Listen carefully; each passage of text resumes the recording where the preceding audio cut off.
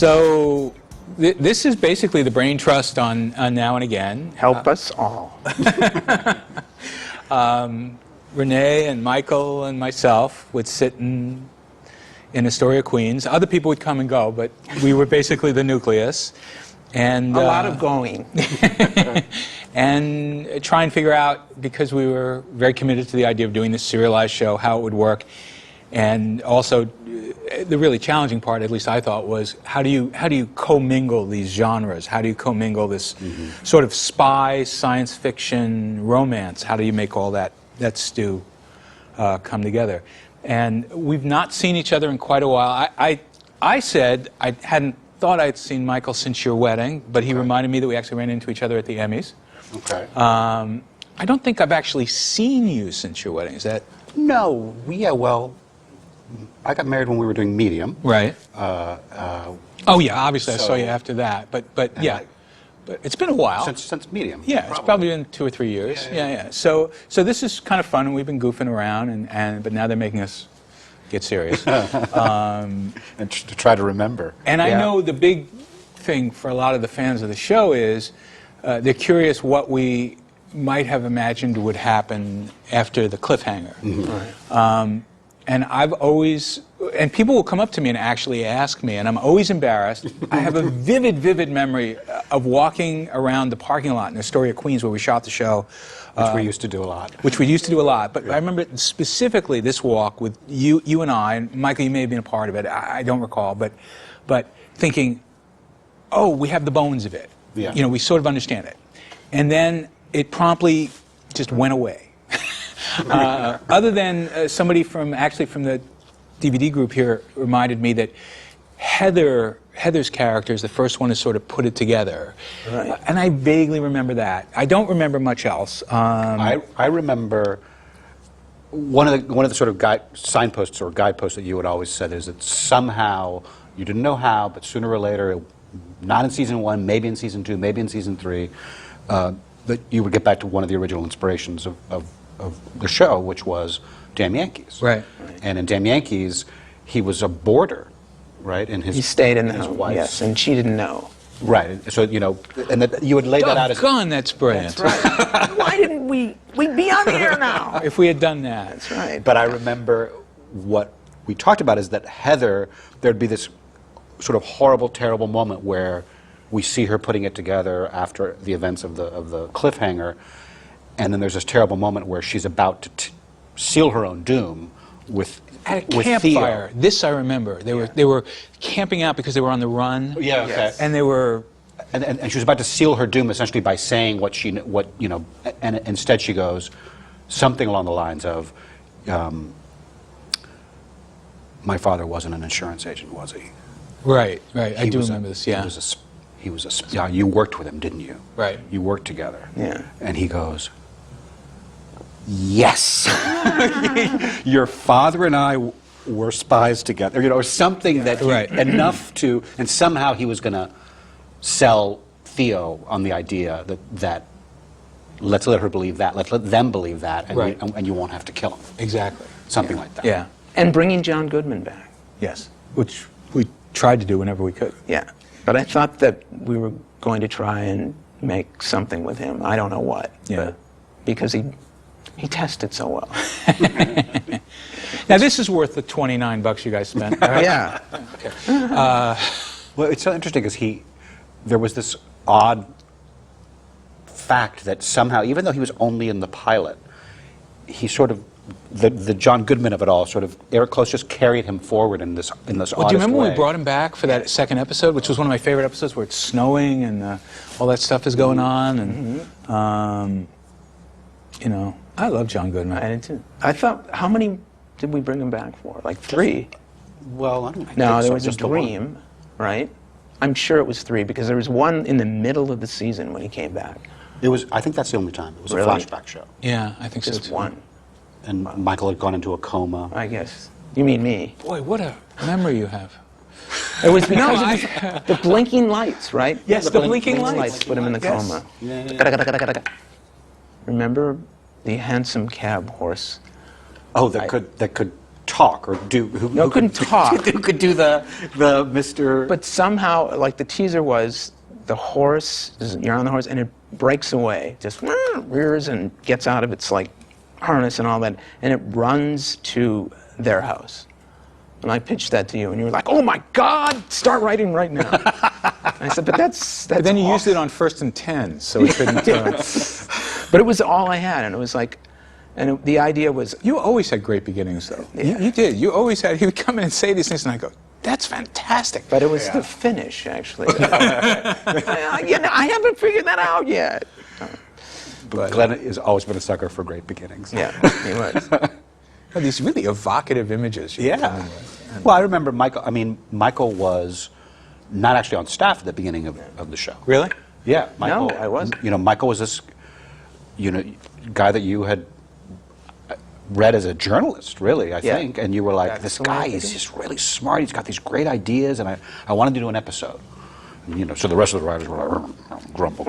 No, he wanted me to come on the show, I remember, because you were at William Morris, I was at William Morris, and it was like, does Michael Angeli write screenplays, and is he into television?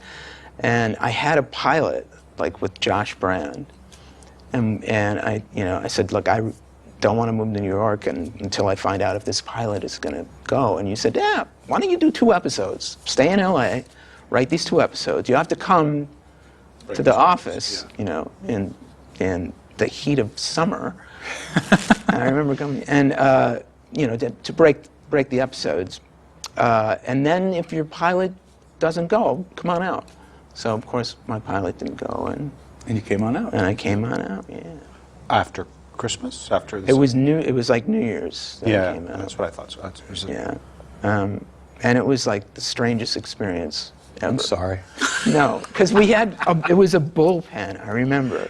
There was no windows. No windows. Well, there were a couple along top, but it was like the idea was, and it was really true, there's like this big meteorite of like genius. That was you. Oh. No, I'm serious. And the rest of us, it was like in this bullpen. Remember, and there was no office? Food. That's the other thing. There was no place to go. That's right. There was no place food, to order no food place from. to buy cigarettes. No. It was like It was, yeah. we were landlocked. It was a cul-de-sac of urban blight. Pretty much. It was a Silver Cup was a bakery, right? It was a cement factory. Well, where the we original were, Silver Cup. we were was a cement factory. Silver Cup South. And we actually put the doors. I mean, I remember when I showed up, there were no doors on the sound stages. There were just these big holes, and I was like, "How's this going to work?" Yeah. And they said, "Oh, the doors are coming. The doors are coming." And I was like, and then every time it would rain, we'd have to halt production because the water would come and hit the grid. And, it was an adventure. That and we had God, who else was shooting there at the time? David Milch did a show, Big Apple. That's right. But then there was the one about the psychiatric institute. Yeah. That was Peter Berg. Peter Berg was shot doing a a pilot show. there. Yeah. Wonderland. But those That was were after we sort of broke the place in, and then slowly people started to come. Yeah. And, Is it up and running now? oh yeah. Oh yeah. Yeah, and I hear it's tricked out really nicely. Oh, yeah. but not when we were there. New York is now people don't understand what a crazy proposition it was for us to make that show in New York at the time, because we certainly weren't getting any help from the city or the unions or any of that stuff. And that was just. But that was me you insisted being, because that's where I lived. So I was being because And not even that. Like you lived in the rich suburbs, and like found a way to like avoid like the hoi polloi, which I loved about you. I just remember when we would go out and shoot, like sort of on location or something. And I remember one time Michael had to lift a sofa. You remember that? Yeah. And when I saw it on the air, I thought, that doesn't look like he's really, really strong. It looks like somebody's pulling the sofa by... And that would never happen now because of all of the advances that we have in... Yeah, I mean, we used to do it the old-fashioned way. We did. Piano wires and... Everything is like... Imagine if we had the technology like 14 years ago. I remember we were stumped about how to have him run, and I said, let's That's put him on a right. treadmill. We'll put him on a treadmill, we'll put a green screen behind the treadmill, and everybody was like, that's crazy, you can't do that. Yeah. And I remember we had to have him run through a park, and so I can't remember if we slowed down the camera. We had him on a treadmill and slowed down the camera and pulled the treadmill behind a car. I mean, it was For I Am the Greatest. wow. Remember, he was memory you running have. the black actor. I can't remember. He was really good. Dennis? No. The special guest star for I Am the Greatest. Remember, it was Oh, a fighter. And you find out that he was the first one before Michael. Oh. And he somehow got on the lam and became like a fighter. And I think you don't remember this, do you? No. Did you watch the show? And at one point, they run together, both of them, you know, and they run through the park, and they're trying to see who's faster. And, Wow. I have no recollection. well, I just remember my episodes. That's all I remember anyway. But Yeah, that was one of those just great ideas that Michael would come up with. You know, the first guy is now making a living as a boxer. yeah, You know. and he's really good, obviously. Yeah.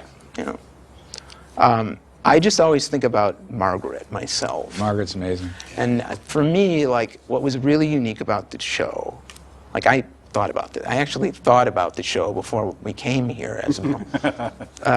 For me, like, what was the voice of the show, the heart and soul of the show, I thought was her.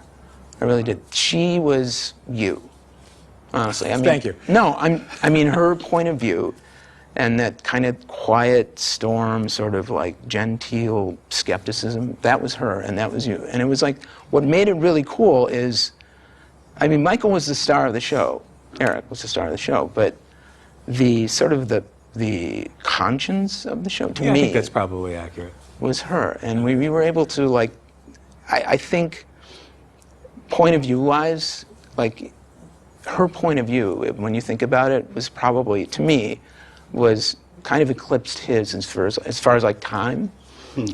I don't know. What do you think?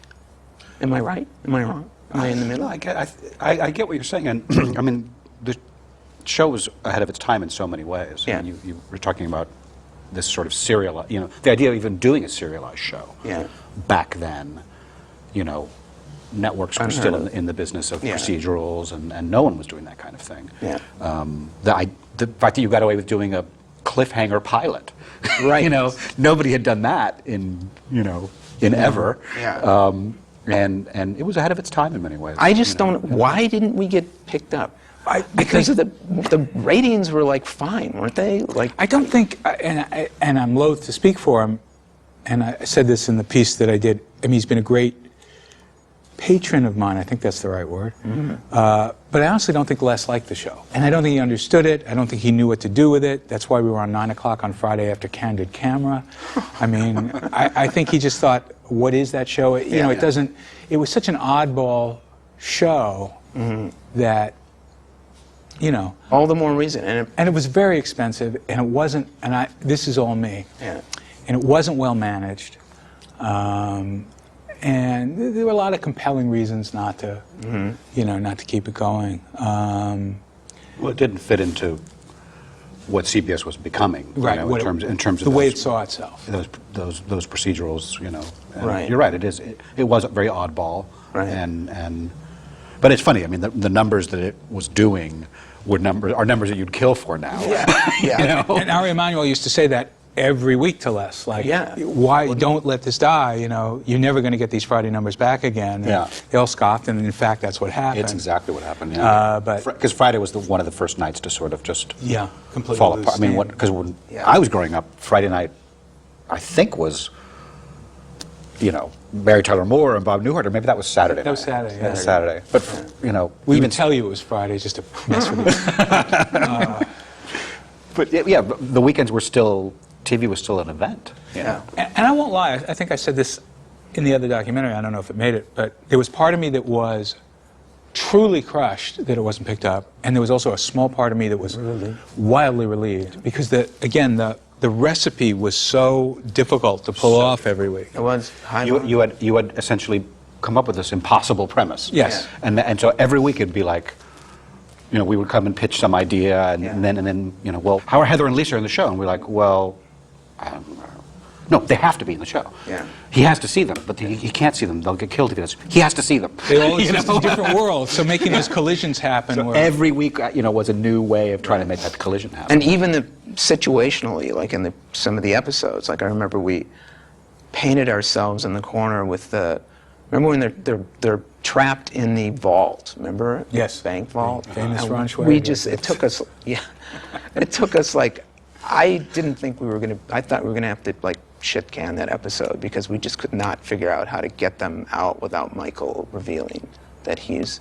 And somehow we like fudged. I don't remember. But see, how. I always love that. I think there's Yeah. part of me that's a masochist. Is when we would sit in the room and not know what to do, I went, "Oh, we're really onto original stuff Yeah, now." right. And I still do that. Yeah, I we'd still- leave work and like drink like fishes because it's like, what are we gonna do?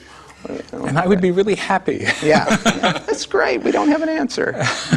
Well, that element of surprise was what you were always about with that show, and we all three, by the way, went out to And to do Medium Medium, together. yeah. And it was the same thing. It was like They still hadn't found any medication for me, so we. So, Glenn would say, well, you go, and then it goes like this, and he goes, Yeah. that works, right? And he goes, yeah, that works because you've seen it before. Yeah. I want to do the version that people haven't seen before. Right. So, and Glenn was never afraid to Yeah. wait for that idea. No Wait matter- so even- much. Yeah, that like we'd be doing pages, and like I remember running pages, like to the set, which is like right around the corner, like to Dennis. Like here are the new pages, and they just glare at you. But it had to be like, I mean, like really bracing for them sometimes because it happened a lot. Like we would just at the last minute It's very difficult. come up with something, and they would be ready to do a scene. Unless you're ridiculously facile. It's very true. Yeah. Some people could swing with it, and others Yeah. found it very, Yeah. find it very difficult, and Yeah. it interferes with their process, and some find it kind of invigorating in the Yeah. same Yeah. masochistic way Glenn does. So. I got this. By the way, it all sounds ridiculously arrogant. Waiting for the truth. It makes me gag just to say it. But part of it was because on Moonlighting, that's what I would do, is I would wait until I felt it was worthy of photographing, and I didn't really care whether we did 22. And the result was we never did 22. We'd do 11, we'd do 14, we'd do... So, and as I mentioned to you in the earlier documentary, I wasn't doing television at that moment in my life. Les sort of dared me to do television again, and I thought, well, if I do it, I don't want to do anything worse than what I've done before. I'd rather do something better.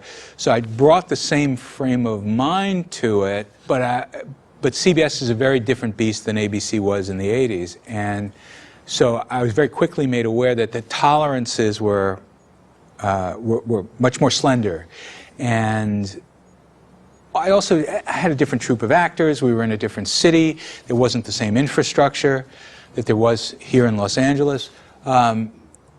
So I would go through periods, I think, of intractability, which I think was very difficult for both of these guys. But then there would also be, the come to Jesus moment would happen a little faster, because we did, in fact, do 22.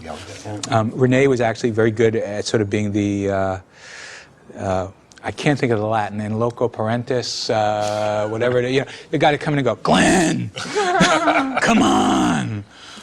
And then you would use that phrase I'd never heard before. What the f? And, and Michael too, every so often would go, could we, Only because I didn't know any better. I mean, that was like my first television job, and there were so many things that I just was so naive about. So we'd get it done, but it was, and that contributed partly, I think, to the expense, because it was very difficult to plan. Mm-hmm. And I refused to believe that I couldn't rock and roll in New York the way I was used to rock and rolling in Los Angeles, where I would literally write something at 5:30 in the morning and we'd shoot it at 8 o'clock. New York at that time was not as nimble. You couldn't do that with those crews, you couldn't do it with permits, you couldn't do it with those actors. It just wasn't going to happen. Right. But we eventually fell into a groove, a really nice groove. I feel, very blessed that we made it, and I'm thrilled that people still give a darn about it. I love every second. I think that, it was sort of like I don't mean to make you gag, but it was kind of like a perfect storm. It really was. I mean, I think temperament-wise, like, for you and you and for me. Like there was like, we were the Beatles, man. Come on. We just didn't have a Ringo. So I had to do 2 Beatles. But I do remember, you know, the idea that you, Renee, were like the, you know, in a bullfight, the bull is, is out there snorting and, pawing and stuff, and they send a steer out to like calm him, and that was you. And you were like fear. You were like, you did have his ear to the point where you could actually do that and go, Glenn, like no one else. Oh wait, I'm the bull? Yes. Wow.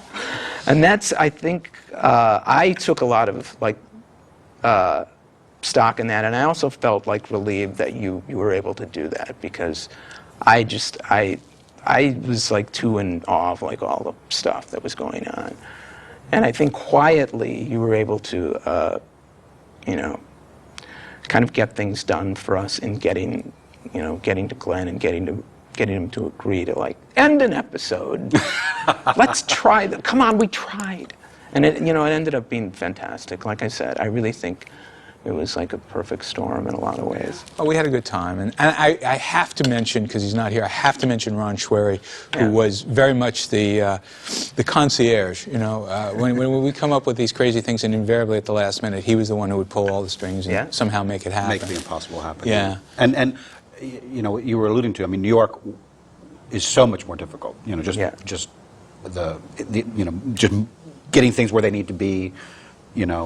And as you say, permits take much longer. I remember the locations people would walk around just with these big saucer eyes, just like, where are we going to get an elephant? By this afternoon, And I was used to being able to move. Okay, we're done there, let's move to the next place. And they would explain to me, this is New York City. That move is going to take you 2.5 hours across town. And traffic. with all these trucks, and I was like... Which is why we had a limousine that was cut in half in the middle of that was one of our sets. It was yes. A lot of stuff shot. That was a huge... It was. That was a huge... Go to the limousine. Such a simple thing, but, it was a limousine cut in half. It was on... Yeah. It was on... Like, Sat on the soundstage permanently, and we pick up a lot of pages that way. That's right. But it was like on whatever they call them. Gimbal? Like, that's what they call them. Yeah. It was on gimbals. The department store, that's what I think of. But you could rock it and move it. And we did the old-fashioned at night. They do what's the poor man's process. Poor man's process, which really is people with lights move. And it's a great skill actually to make it look good. Yeah, it's a great old skill, a little bit like Foley. Obviously the Wiseman house was on our soundstage, right. And Michael's, the townhouse. And that was pretty much it. That was another challenge the show had. Right. Yeah. Many TV shows, ER takes place in a hospital, so it is you can, as you say, run and gun and just go. You can throw pages in that morning because you're there. Right. You're going to be shooting in that hospital. Flip on the lights. It's already lit, Whereas our show required very restricted. A certain amount of spectacle and a certain amount of going places, figuring stuff out. You had to go to see what the bad guys were up to or whatever. Yeah. And that meant planning, which was just hard. But we had a good time. We did. Yeah. And we're still here. Still here. So lots of snacks. Snacks were always good. Snacks were good. It sounds wildly egotistical, and I apologize. The whole thing was sort of an act of audacity. The writing of the pilot, the filming of the pilot, what it was about, putting all these genres together. So it seemed only in keeping to do something audacious for the season ending, and I think I may have even laughed about it a little bit. Say, we're going to do this cliffhanger, and there's no way they can cancel the show if we do this cliffhanger, and blah, blah, blah, blah. By the way, I'm who you want in your lifeboat. It was born of that spirit. And we were wrong.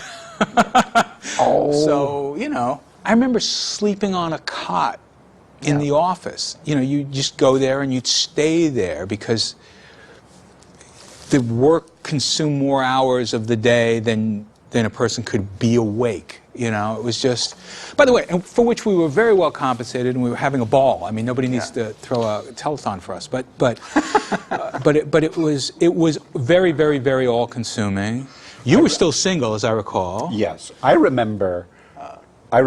Once we finally wrangled Glenn in, and we got him, and we were going to pitch him the story, and he goes, "Yeah, fine. I'm just going to lie down over here, and I'm just going to rest my eyes." And he put his eyes, and we started pitching him the story, and then we realized about 5 minutes in that he'd fallen asleep. We're like, "What do you want to do?" We were like, "He loves it." I was like, "That's a go, guys!" And so we went into another room and kept, He's asleep. I wouldn't want to work for me. I'm doing this show now over at Fox called Tyrant, and there was a get-together of moonlighting writers. Coincidentally, this is about 3 weeks ago. You're kidding. No, and Like it was Roger really, Director? Really, Roger Director Whoa. and Ron and Jeff and a bunch of really great people. But I mentioned to Ron Osborne, he said, "What are you doing?" I said, "I'm doing this show called Tyrant." And he said, "Your autobiography." And it stung for a minute, but then you laugh, and no, I mean, I know it was a chore. I know it was difficult on a lot of people, but like I say, for the most part, we had a really good time, and I guess the shows must be pretty good, or they wouldn't be wasting all this plastic on them, right? Yeah. Curiously, I'd run into people who would say to me now and again, and I was surprised at the resonance that it had, because in my mind, it was the show that was sort of played on the fringe of the schedule, didn't get a tremendous amount of attention. I may have mentioned this to you in the earlier interview. I got a call. You need to go back out to Los Angeles because you're getting a Saturn Award. And I remember calling Renee and going, "What's a Saturn Award?" Because I truly didn't know. It's a great honor. And he said it's a great honor, and it's a science fiction award. And I said, "But it's not. We didn't do science fiction." And he went, "Glenn, it's a science fiction show. What's the matter? Guy gets stuff put in him, and he's a super thing, and that's science fiction." It's a brain transplant. And I went, I truly didn't know, And I was sitting at this table with James Cameron and with a bunch of other guys. Well, that's when it was a good award. As a matter of fact, it was James Cameron and a couple of other sort of well-placed guys, and I thought, wow, I didn't even realize that we were sort of contributing to that particular canon of work, but. Then, as I say, as the years go on, you think about it less and less, and you try and imagine it. Because the other thing you have to do, and I'm going through this now with Moonlighting, actually, which we're talking about making into a film, is you have to imagine making it with different players. And there's a certain, pain is too strong a word, but like you said, you always imagine it with Margaret Colin, who really was, in many ways, he's quite right, the soul of the show, or with Heather, who brought this extraordinarily uniqueness to it, or Eric or Dennis Haysbert. You can't not think of Dennis's voice. He has this really unique instrument, and that there's a certain pain in that reimagining that there's part of you that doesn't necessarily want to visit. On the other hand, we wouldn't be going to see Daniel Craig as James Bond, I suppose, if somebody didn't say, what, this can be done another way. Yeah. So I don't know. And then for a minute, I remember I flirted with the idea of a graphic novel because it just seemed right to me for this material. But flirted was really the operative word. I never quite got there. So I don't know. So much of these guys will tell you too. So much of what we do is serendipitous in that you come up with an idea that, in a given moment, seems to get some traction, and then other people get involved with it who also make it seem more doable, and then you get the chance to do it. And those are not always things that are completely in your control. Because what we do is such an expensive enterprise, we need to draft sort of, some upward lift from other people as well. And I won't lie to you, there's been no conversations other than having to do with the release, and I'm very happy about it, the release of the DVD. There really haven't been any conversations about Now and Again. Although, to his credit, David Staff, who runs CBS Studios, has said to me, sort of wistfully on more than one occasion, "God, I love that Now and Again." He was actually one of the people who early on said to me, "We've got to get that out on DVD," blah, blah, blah. So, I know there are people who love it, and I'm very grateful for that. But I'd be lying if I said that it's on the front burner, and we're hard at work figuring out when the again happens. So, people sometimes say, well, it's so unusual for you, Glenn, Now and Again, and this superhero thing, but Wilder Napalm had a sort of, supernatural... Yeah, but that was, yes, absolutely. But that was Vince Gilligan. Remember Wilder Napalm? It's a film you directed? Yes. The first produced script of Vince Gilligan, who I keep hearing good things about. Right. But you've always, flirted at the margins of genre, and it's just really very interesting to see. Glenn, you really gave me like my start, and I will always appreciate it for them. I'll be. If it hadn't been me, it would have been some other guy. No, I don't think so. I think there's, just as the show was unique, you have your own way of, your own sort of reality, and really, and I'm glad to be. I was glad to be a part of it. Oh, thank you. That's very sweet. And I mean, Renee was my best bud forever. God. Now Again was unfortunately only a year experience. Medium worked with Glenn for 5 years. Yeah. And But we I'll did tell Dark anybody who Angel. will listen, how much I learned from Yeah, Glenn. but you guys then went on and did Dark Angel. We did Dark Angel and Between Now and Again. yeah. Yes. And Glenn. Yes, Yeah. that's right. Yeah. No, but I just remember like that you became like a really close friend while we were in New York. And what you were saying before about how hard it was, because he was not married yet. I had 2 little boys, and you were kind enough. Again, like I think the Writers Guild says you get like 1 or 2, first-class round-trip tickets for the season, right? Not anymore. Not anymore. Well, but at that time you did, and so you guys, I said, do you mind can I break these up into like, Trade in your first class ticket for baggage or whatever, for some, to for ride your with the family. poor people, so I could bring my wife and kids out like every 2 weeks or something, or go back, and you were like, yeah, sure, go ahead. Just be at work at 5 in the morning and it'll be fine. But really, I mean, you were like, I was very generous with CBS's you were. tickets. God, I'm a hell of a guy. I know. It just sort of, I'm going into sugar shock. But again, thank you guys, and A, for being here today, but also for all the hard work and all that stuff. And thank you guys for caring enough that people put up money to do DVD releases and stuff. That's really kind of cool, and it allows us to memorialize this stuff, which is fun. And Do you guys validate parking?